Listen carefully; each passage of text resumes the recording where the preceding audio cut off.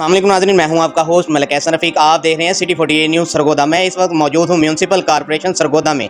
यहां पर नई CEO जोया मसूद बलोच साहिबा तैनात हुई हैं। सबसे पहले हम उनको वेलकम भी करते हैं। यहां पर नई CEO तैनात हुई हैं और इनसे बातचीत करते हैं। सबसे पहले तो मैडम आपको हम अपनी तरफ से बहुत बहुत मुबारकबाद पेश करते हैं और ये पूछना चाहेंगे सरगोदा के लिए सबसे पहले क्या तरजीह होगी आप? बहुत शुक्रिया आपका। सरगोदा के लिए यकीनन मेरी यही तरजीह है कि लोगों के लिए आसानियाँ हम करें, चाहे वो ट्रैफिक फ़्लो के हवाले से है, चाहे वो इंक्रोचमेंट रिमूवल के हवाले से है, चाहे वो इंफ्रास्ट्रक्चर डेवलपमेंट के हवाले से है। तो हमारी यही प्रायोरिटी है और इनफैक्ट स्ट्रीट लाइट के हवाले से भी जहाँ जहाँ मुश्किलात आ रही हैं सरगोदा की आवाम को, तो उसको हम ज़रूर हल करें। तो मैडम आप एक ख़ातून लीडर हैं, तो आपको इस फील्ड में किन किन मुश्किलात का सामना करना पड़ता है? मैं इस मामले में सरगोदा के जो सिटीज़न्स हैं उनको बहुत ज़्यादा रिस्पेक्ट करती हूँ, बहुत एहतराम करती हूँ कि वो मुझे ये कभी फ़ील नहीं आने देते कि मैं फ़ीमेल हूँ या इस हवाले से मुझे कोई कभी मुश्किल नहीं हुई। बहुत रिस्पेक्ट करते हैं मेरी। हमारे एंटी इंक्रोचमेंट, क्योंकि मैं म्यूनसिपल ऑफिसर रेगुलेशन रही हूँ, अभी भी हूँ, और हम एंटी इंक्रोचमेंट या कैटल एविक्शन ऑपरेशन हमने किए हैं।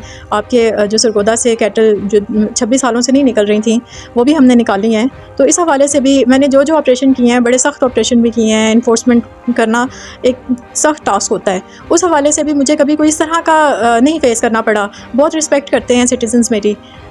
हम लोगों ने एंटी इंक्रोचमेंट में भी बहुत सारी इंक्रोचमेंट्स भी रिमूव की।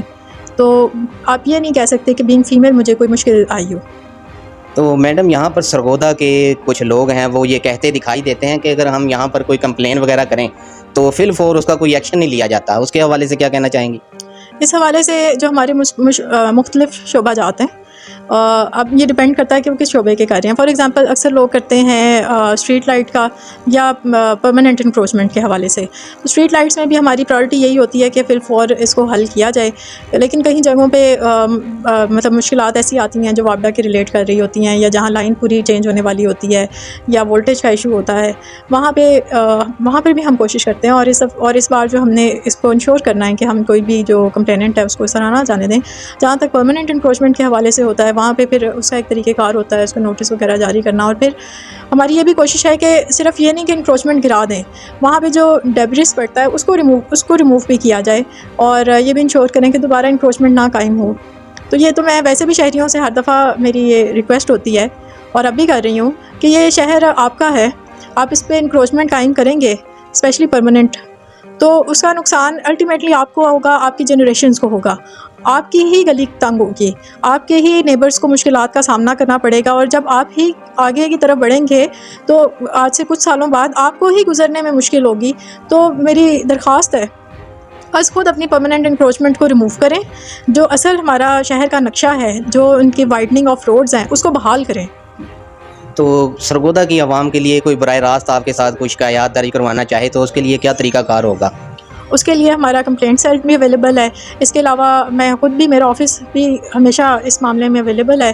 फ़ौरन जमा कराएँ, उसी दिन हम इसको फॉरवर्ड करके मुतल्लिका टीम को भेजें और इसका हल करें।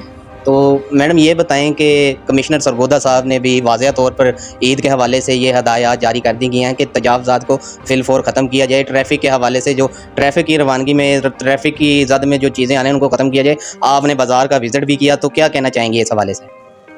इस हवाले से मैं यही बताऊंगी कि हम लोग एंटी इंक्रोचमेंट हमारा ऑपरेशन चल रहा है, रेगुलर चल रहा है। सिर्फ उर्दू बाज़ार के लिए जो है, क्योंकि यहाँ पे ये फ़ीमेल्स का बाज़ार है, तो इसको हमने एज ए ईद उल फितर बाज़ार के लिए आखिरी 10 दिनों में उसको वॉक इन बाज़ार किया है, ताकि फ़ीमेल्स ईजी होकर आएँ। मेहंदियाँ लगवाती हैं, चूड़ियाँ पहनती हैं, ये सब एक रिवाज है हमारा। तो इस कल्चर को प्रमोट करने के लिए हमने सिर्फ उर्दू बाज़ार में ये किया है, वॉक इन बाज़ार किया है, ताकि ट्रैफिक फ़्लो भी मसला ना हो, चलने वाले भी ईजी और हमारी बहनें भी खुश रहें कि हमें अच्छा माहौल मिल रहा है यहाँ पर। इसके अलावा कमिश्नर सरगोदा साहब का बड़ा वाज़े जो है पैगाम, वो है उनका फोकस है इंफ्रास्ट्रक्चर डेवलपमेंट पे। अभी जैसे हमारा PDP चल रहा है, सीवरेज का बहुत बड़ा प्रोजेक्ट चल रहा है सरगोदा का, उसमें रोड्स उखाड़ी जा रही हैं, उनको दोबारा रिहेबिलिटेट भी किया जाएगा। इसके अलावा जो PDP प्रोजेक्ट में रोड्स नहीं हैं, उसके लिए कमिश्नर साहब ने बड़ी हिदायत की हुई है कि आप इंफ्रास्ट्रक्चर को डेवलप करें, लोगों के लिए आसानियाँ करें। तो सरगोदा की ब्यूटिफिकेशन के हवाले से क्या कहना चाहेंगी? ब्यूटिफिकेशन के हमारा एक तो ये प्रोजेक्ट चल रहा है। इसके अलावा जो हमारा बाज़ार्स में ताजरों के साथ कोऑर्डिनेशन चल रही है कि वो अपने बाज़ार्स को जो बाज़ार ब्यूटिफिकेशन प्रोजेक्ट में नहीं आए उसको ब्यूटिफाई करें। और हमारा जो इदारा PHA का है वो भी कर रहा है। म्यूनसिपल कॉर्पोरेशन को भी DC साहब ने, कमिश्नर साहब ने बड़ी वाज़ेह हिदायत की हुई है कि इसमें हम कुर्बान चौक भी दोबारा से उसको बनाएंगे। और इसके अलावा हमारा जो फर्दर फ्यूचर प्रोजेक्ट है, हम कुछ वॉल्स इस्टेब्लिश करेंगे जहाँ पे कुछ थीम वॉल्स होंगी। तो उस हवाले से डेफिनेटली हम ऑन ट्रैक हैं।